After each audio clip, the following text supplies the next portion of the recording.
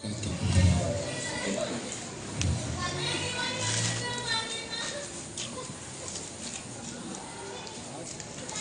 ونصلي ونسلم على حبيبه الكريم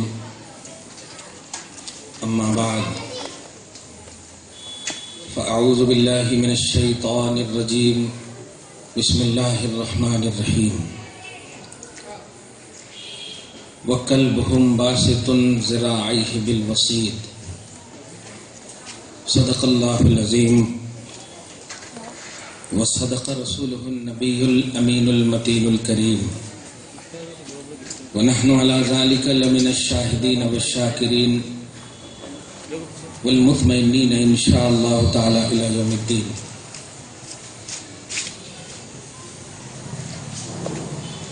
جو بھائی کھڑے ہیں وہ آ کر بیٹھ جائیں، کیونکہ ہر ایک کے لیے اہل سنت کے اعتبار سے اتنا پاورفل ہونا آج ضروری ہے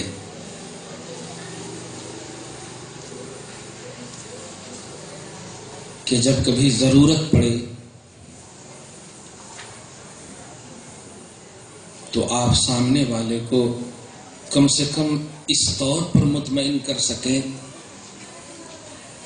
کہ جو تم سوال کر رہے ہو اس کا جواب ہمارے پاس ہے، ریفرنس ٹو کانٹیکٹ ابھی نہیں ہے، جواب ہمارے پاس ہے، لیکن اگر سنیں گے سمجھیں گے تب جا کر کے یہ اعتماد اور یہ بھروسہ آپ کو پیدا ہوگا۔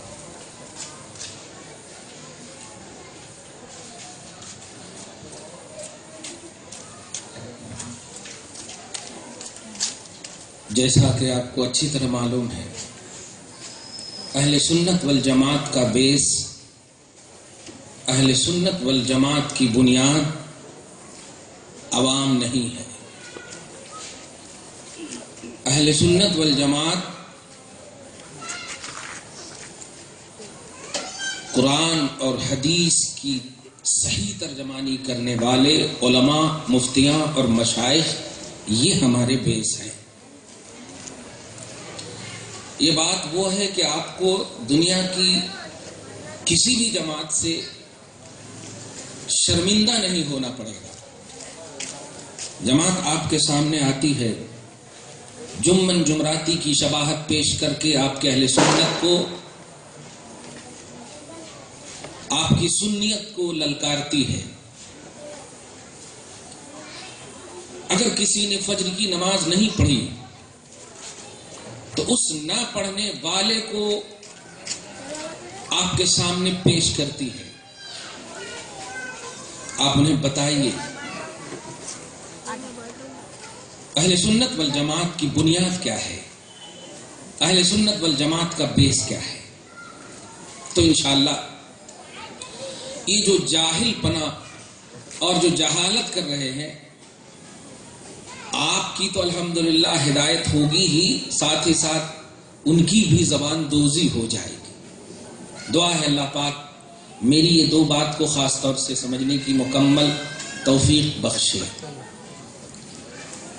آج کا یہ عظیم الشان جلسہ یاد حسین کے عنوان سے جلسہ اس لیے بھی اہم ہے کہ خصوصیت کے ساتھ اہل بیت اطہار بول کر جو آج پوری اسلامی سوسائٹی جس ذات کو سر فہرست جانتی اور پہچانتی ہے وہ حضرت امام حسین ہے۔ اہل بیت کا لفظ بولتے ہیں، آل رسول کا لفظ بولتے ہیں، اور کتابوں کی دنیا سے شدھ بدھ بھی ذرا سی اگر رکھنے والے انسان ہیں تو وہ آٹومیٹک ان کا سب سے پہلا ذہن نبی کے پیارے نواسے کی طرف جاتا ہے۔ ورنہ آل رسول تو بہت ہیں دنیا میں، نسل مصطفیٰ بہت ہیں دنیا میں۔ یہ مقام اور یہ اعزاز اللہ تبارک و تعالی جسے چاہتا ہے عطا فرماتا ہے۔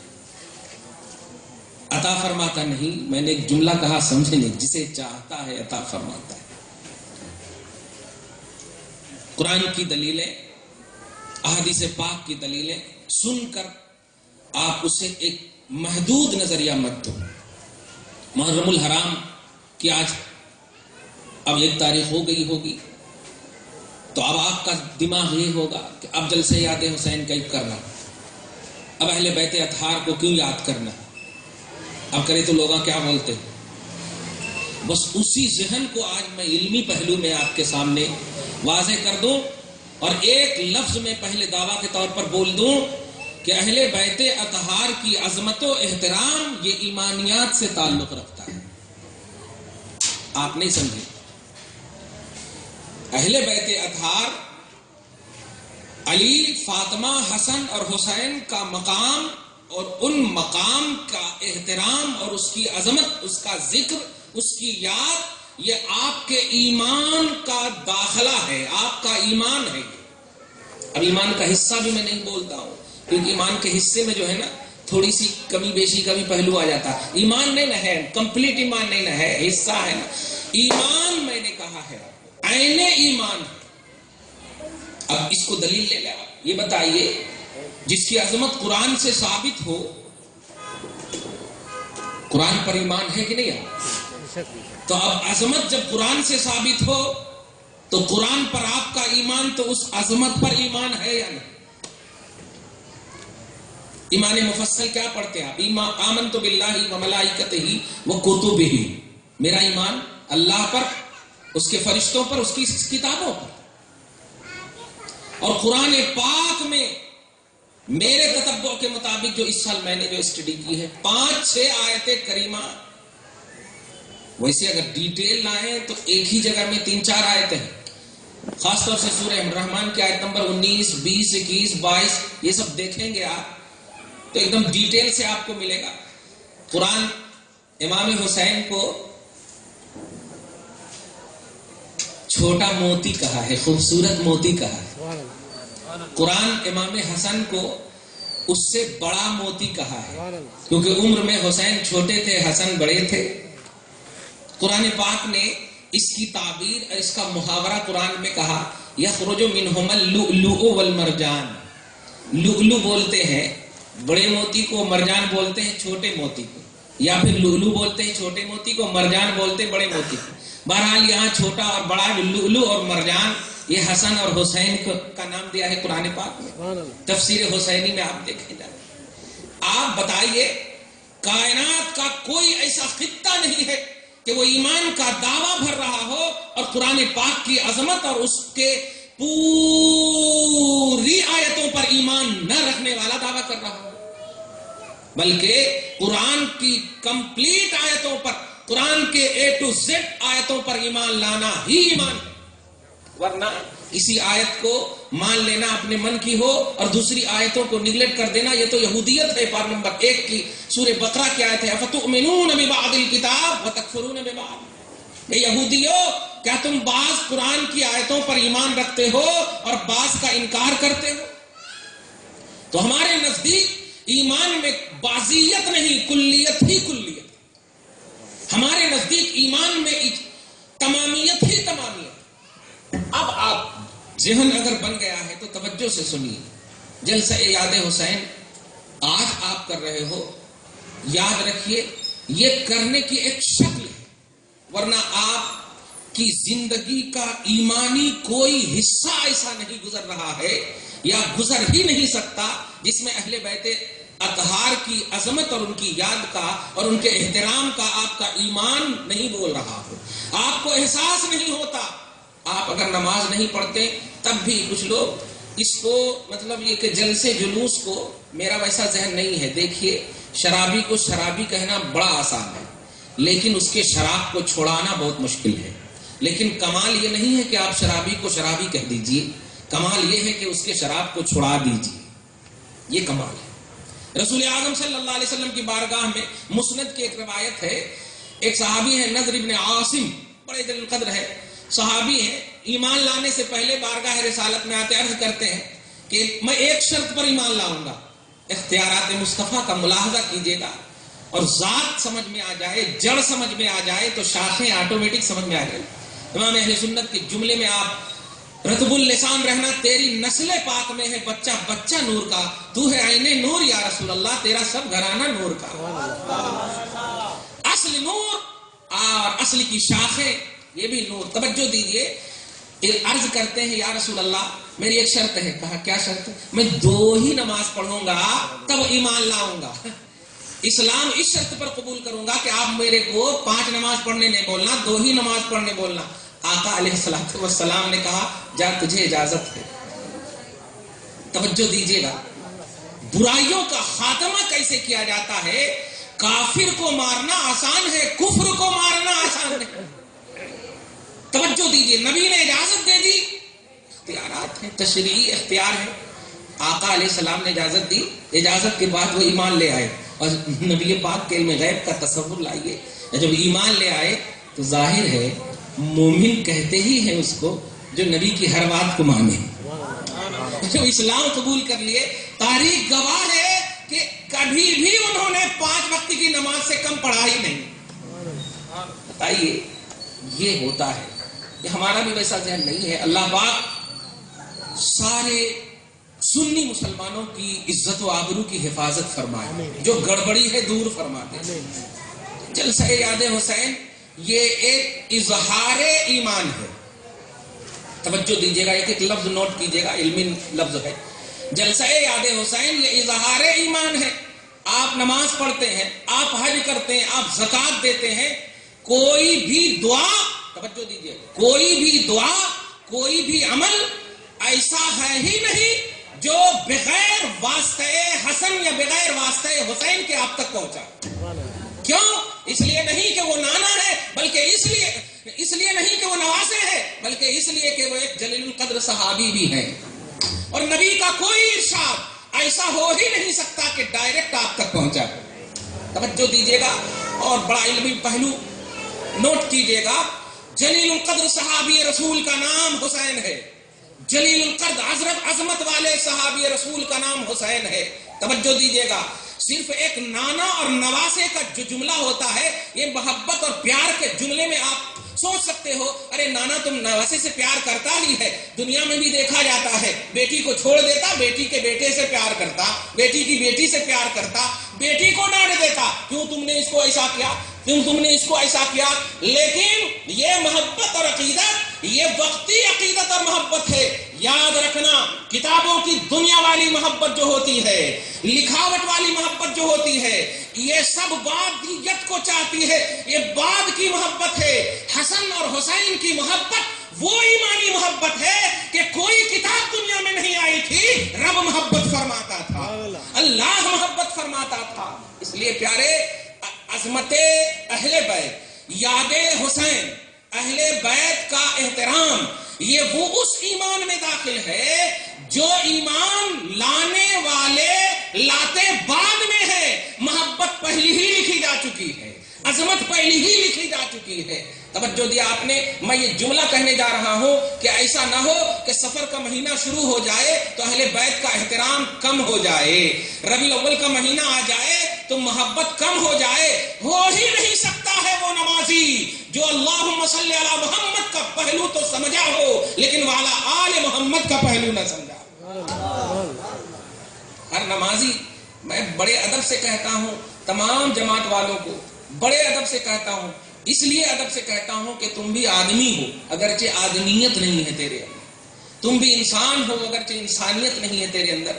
پیارے، آپ کس نماز کی بات کرتے ہو، کس عبادت کی بات کرتے ہو؟ توجہ دیجیے گا، کس نماز اور کس عبادت کی بات کرتے ہو؟ رسول اعظم ہیں، اعلان رسالت فرماتے ہیں، اعلان فرماتے ہیں میں رسول ہوں، اپنے رسول ہونے کا اعلان فرمایا، 40 سال کی عمر شریف ہے۔ آقا علیہ الصلوۃ والسلام اعلان کرنے کے بعد تاریخ گواہ ہے کہ 12 سال تک مکہ المکرمہ میں تشریف رکھے تو 13 سال، توجہ دیجیے گا، اس وقت تک جو جتنے بھی ارکان اسلام ہیں ایمان کے بعد، اقامت صلاۃ نماز قائم کرنا، ایتاء زکوٰۃ زکوٰۃ ادا کرنا، صوم رمضان روزہ رکھنا رمضان کا، حج کرنا، یہ چاروں جو پلر آف اسلام ایمان کے بعد توجہ دے رہے ہیں آپ؟ ہماری طرف متوجہ، ایک ایک لفظ کو سمجھیے گا۔ یہ چاروں ارکان 12 سال تک مصطفیٰ مکہ میں رہے، ایک بھی رکن مکہ میں نازل نہیں، سارے ارکان ہجرت کے بعد نازل ہو رہے ہیں۔ اور ہجرت سے پہلے جو نماز، توجہ دے رہے ہیں آپ؟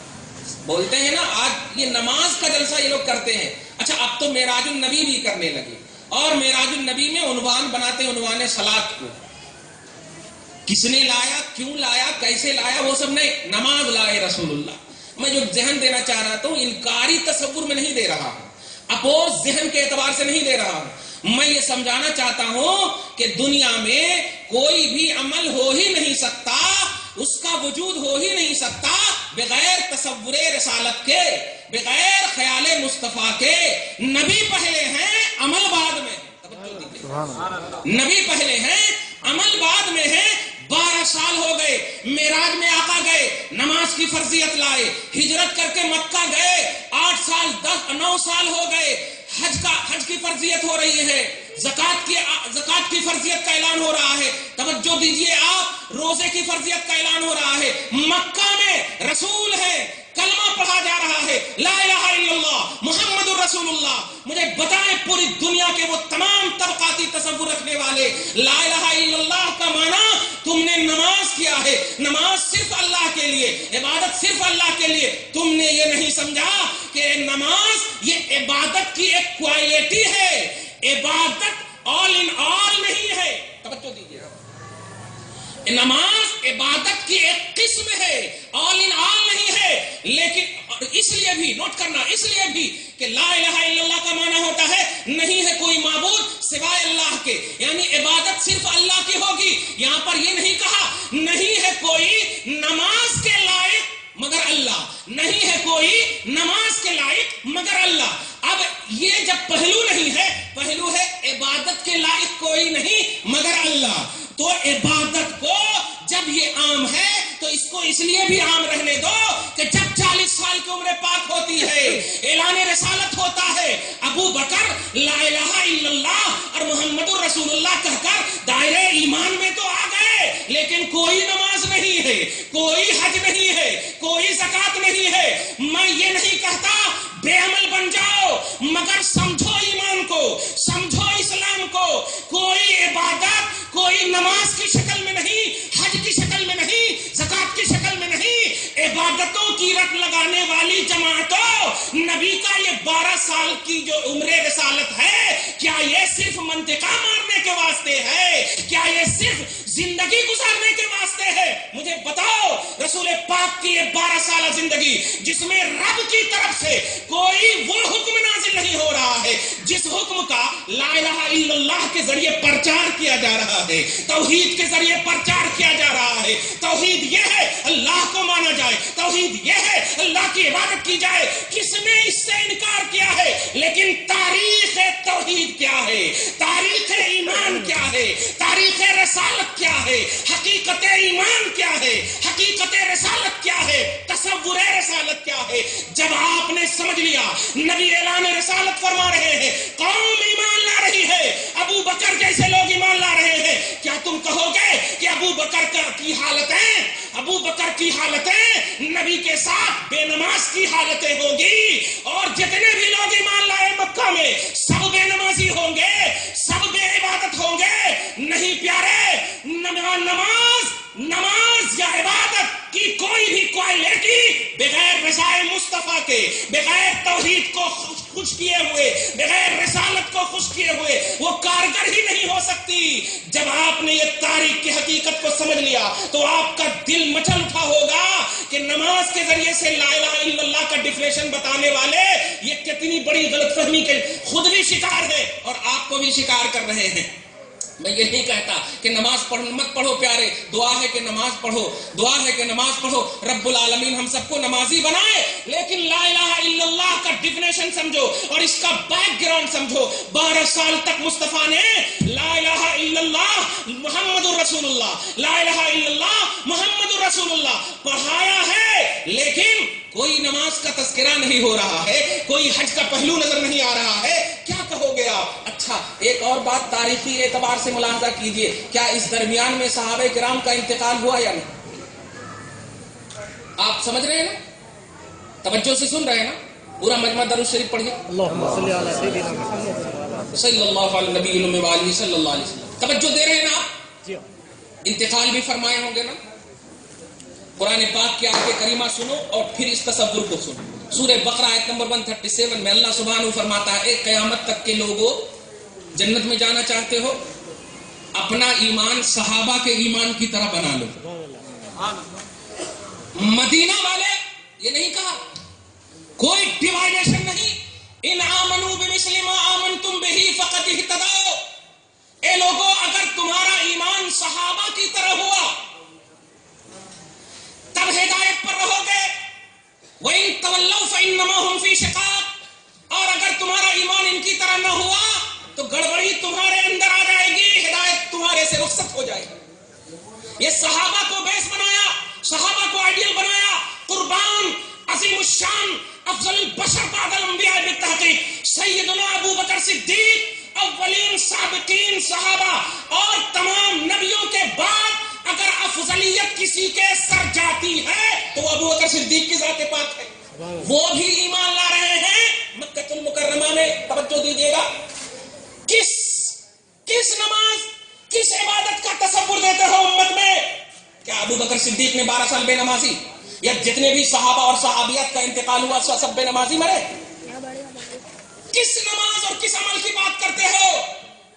نہیں پیارے, امت میں یہ گمراہی پھیلا رہے ہیں. ایسا مت کرو. آپ کو اگر شوق ہے تو آپ پھیلو, لیکن پھیلانے کی کوشش مت کرو. اور یہ اہل سنت کے فرزندوں, تم بھی اس واقعے کو واقعہ مت لو, اس واقعے کو واقعی لو. آپ اس واقعے کو واقعی لو, دل میں بٹھاؤ, پوچھو. یوٹیوب وغیرہ پر دیکھتا ہوں تو مطلب اپنے ماتھے میں مارنے کا من کرتا. لا الہ الا اللہ, اس کا ڈیفینیشن کیا کرتے؟ نہیں ہے کوئی معبود سوا اللہ کے, مطلب غوث پاک اللہ ہے, غریب نواز اللہ ہے, مالک اللہ ہے. مارے گھٹنا پھوٹے سر, عجیب بات. ارے یہ کوئی ڈیفینیشن ہے؟ رسول اعظم جب پڑھا رہے تھے لا الہ الا اللہ, نہیں ہے کوئی معبود سوائے اللہ کے, یہی تصور دیا تھا. کسی غوث کو نہیں ماننا, کسی خواجہ کو نہیں ماننا, کسی اس کو نہیں ماننا. نہیں پیارے, یہی گمراہی ہے. اس کو آپ بھی سمجھو اور اس میں جھگڑے کی بات نہیں. یاد رکھیے, جب آپ کے پاس پانی ہے اور پیاسے بھی ہیں تو محبت سے پلائیے نا, پیاس بھی بجھ جائے گی, دعا بھی مل جائے گی. آپ پلانے کے بعد ڈانٹ رہے ہیں کہیں کو, جھگڑا کہیں کر رہے ہیں آپ. جب آپ پلانا ہی ہے تو محبت سے پلائیے, وہ پیاس بھی ان کی بجھ جائے گی, آپ کے ہو جائیں گے الحمدللہ, دعا دے کر کے جائیں گے. خود بھیگ دیں, خود کہیں منگتا کا بلا. میں ایک ذہن دے رہا ہوں, اہل بیت اطہار کے حوالے سے نوٹ کرنا, صحابہ کرام کی فہرست میں بھی عظیم الشان جلیل القدر امام عالی مقام کا عظیم شمار ہے. تو امام حسین کو صرف نواسے رسول کی بنیاد پر مت سمجھو. نبی کے نواسے ہیں, اور نبی کو کوئی لڑکا وڑکا بیٹا وٹا نہیں تھا تو محبت تو آٹومیٹکلی طبعی چیز ہے, ایسا ہے ویسا. معاذ اللہ رب العالمین, ایسا نہیں ہے پیارے. رب نے, ہاں توجہ دیجیے, رب نے یہ وعدہ لے لیا.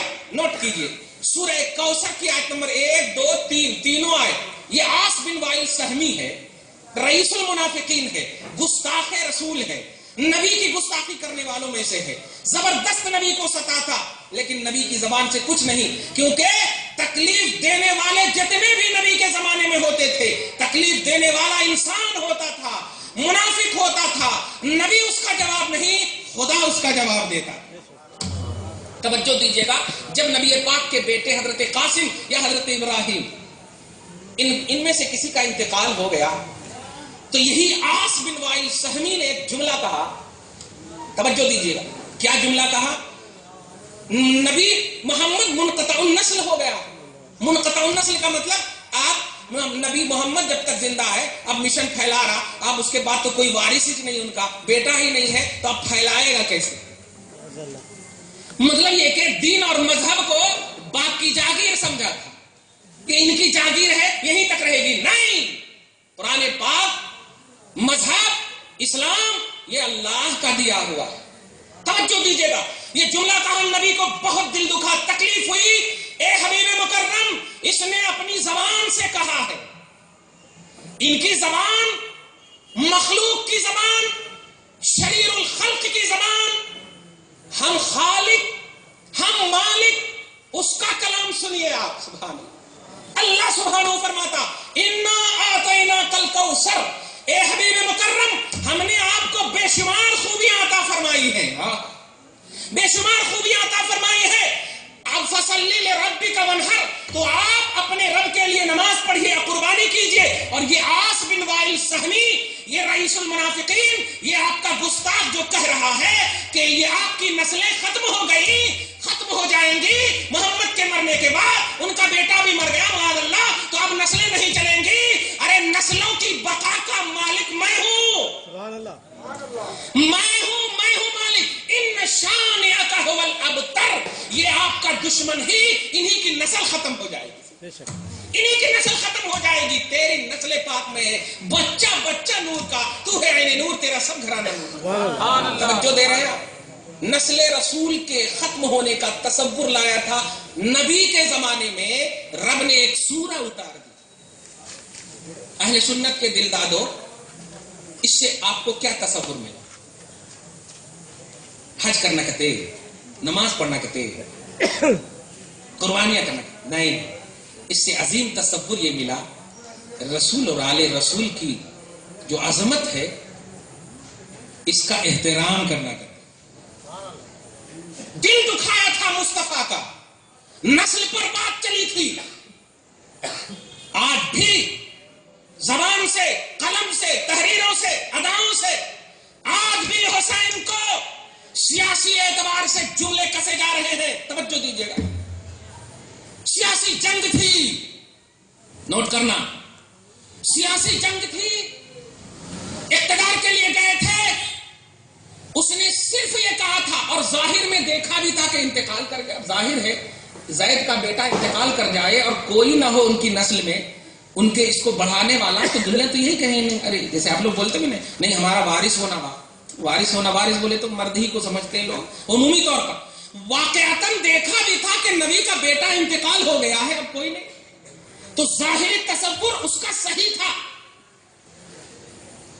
مگر آج کی تمام اہل سنت والجماعت کے علاوہ جتنے بھی طبقے ہیں بشمول پیس ٹی وی وغیرہ اور ان کے جتنے بھی ریلیٹو حضرات ہیں, مولانا توصیف الرحمان, معراج ربانی, یہ سب کو جب دیکھیے تو اس انداز میں حسین کو پیش کرتے. ضرورت کیا تھی حسین کو جانے کی؟ ضرورت کیا تھی حسین کو جانے کی؟ توجہ دیجیے, ضرورت کیا تھی؟ اپنے گئے تھے تو چلے جائیں, بچے کو لے جانے کی ضرورت کیا تھی؟ یہ اقتدار کی جنگ تھی. توصیف الرحمان نے تو یہاں تک کہہ دیا کہ دنیا میں سب سے بڑا جھوٹ میدان کربلا کا واقعہ, ابھی بھی یوٹیوب پر ہے, سب سے بڑا جھوٹ میدان کربلا کا واقعہ ہے. اب آپ سینے پر ہاتھ دھر کے بتائیے, دہشت گردی وہ پھیلا رہے ہیں یا آپ جو صحابہ کے بیس اور اس کے طرز عمل پر اہل سنت جو گامزن ہے, اور الحمدللہ صبح قیامت تک گامزن رہیں گے, ہر بچہ گامزن اسی پر رہے گا. یاد رکھیے اپوز ذہن وہ دے رہے ہیں, ہم تو وہی کر رہے ہیں کہ قرآن نے مطالبہ کیا ہے. اے لوگوں, صحابہ کی طرح ایمان رکھنا.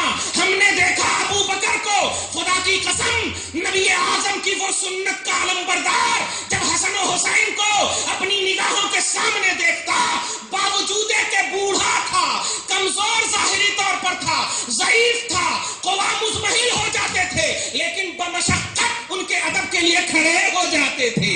اور کھڑے ہی نہیں بلکہ فرماتے تھے, صحیح بخاری کا جملہ ہے, ارقبوا آل محمد فی اہل بیتہ, کہ لوگوں سنو, ابو بکر کی یہ ادا کو دیکھ کر یہ عقیدت کا نام مت دینا, یہ حقیقت ہے. تم کو بھی یہ آرڈر کر رہا ہے ابو بکر کہ محمد کو اہل بیت اطہار ہونے کی بنیاد پر ان کی تعظیم کرنا, ان کا ادب. نعرے تکبیر, اللہ اکبر, نعرے رسالت, نعرے حسین. یا حسین. توجہ سے سن رہے ہیں آپ؟ جی تو سیدنا ابو بکر صدیق صحابی ہیں یا وہابی ہیں؟ صحابی. بولیے, صحابی. افضل صحابی, اور صحابی ہی میں افضل نہیں, کائنات میں کوئی ایسا بشر جنم نہ لیا ہے نہ لے گا نبیوں کے بعد ابو بکر صدیق کی ذات پاک. ان کا طرز عمل. مسجد کو ابو بکر صدیق کا نام دو گے, مسجد کو عمر فاروق کا نام دو گے, اور انہی کے تصور کے خلاف کام کرو گے. کیوں کیا ابو بکر نے ایسا؟ اور امیر المومنین فی الحدیث, بخاری شریف, صحیح بخاری لکھنے والے, مومنوں کے امیر حدیث کی دنیا میں, جو تمام طبقات کے لوگ بشمول بزوم خیش اہل حدیث جو اپنی روح رواں ان کو مانتے ہیں, انہوں نے اس حدیث کو نقل کر کے کس مسئلے کو جنم دیا ہے بتائیے؟ کون سا مسئلہ اس سے نکلا؟ ارقبوا آل محمد فی اہل بیت, محمد کو ان کے اہل بیت ہونے کا اعزاز دو, محمد کو محمد صلی اللہ علیہ وسلم کے اہل بیت کی تعظیم کرو. توجہ دیجیے گا, اس سے کیا مسئلہ نکلا؟ رفع یدین کا مسئلہ نکلا, سینے پہ ہاتھ باندھنا کہتے. کس کا مسئلہ نکلا؟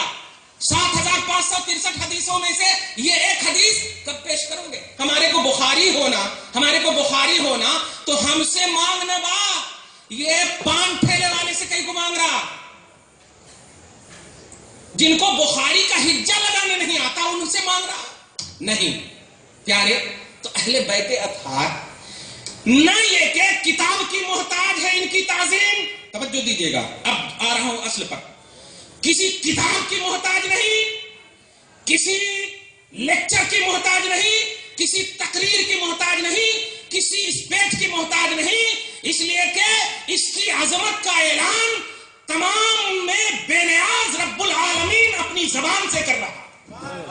وہ کسی کا محتاج نہیں, واللہ الغنی, وہ غنی ہے, بے نیاز ہے, وہ کسی چیز کا محتاج نہیں. قرآن تو تجھے اظہار اور قرآن تو تجھے اس کا مطلب اس کے ظہور کے لیے, حقیقت کے ظہور کے لیے تمہارے سامنے آیا ہے. ورنہ پیارے, یہ اللہ کا کلام ہے, اور اللہ کا کلام ایسا نہیں ہے کہ جب محمد تشریف لائے تبھی وہ اللہ کا کلام ہے, نبی تشریف نہیں لائے تب بھی وہ اللہ کا کلام ہے, تب بھی وہ اللہ کا کلام ہے. اس لیے کہ کلام الہی کو کلام ازلی کہتے ہیں, اور کلام ازلی کا ڈیفینیشن یہ ہے کہ اس کے لیے انتہا نہیں اور اس کے لیے ابتدا نہیں, اس کی ابتدا اور انتہا نہ ہو, قدیم ہے, ازلی ہے. توجہ دیجیے گا, اور اس کلام میں اب عظمت کے جملے سنو اور احترام کے جملے سنو. اور ابھی جو کچھ بھی آپ ماشاءاللہ سبحان اللہ الحمدللہ جس طرح بھی چہرہ آپ کر رہے ہیں, جو بھی آپ سوچ رہے ہیں, جس انداز سے آپ سوچ رہے ہیں, خدا کی قسم یہ ساری کیفیتیں, ساری ادائیں, ساری سوچ, ساری حیات, ساری شکل اللہ کو اتنی پسند ہے کہ قرآن سے اس کا سنو, قرآن سے سنو. نبی اعظم صلی اللہ علیہ وسلم تمام نبیوں میں اعلیٰ, ان کی امت تمام نبیوں کی امتوں میں اعلیٰ ہے نا, ہے الحمدللہ. حضرت آدم سے لے کر کے عیسیٰ تک آ گئے, تمام امتیوں کو اور تمام نبیوں کو ظاہری طور پر یہاں پر رکھا ہے آپ نے, اور ان کی نبی اور ان کی امت, ان کے واقعات جب عظمت آپ کے دل میں ڈالیں تو سمجھ جائیے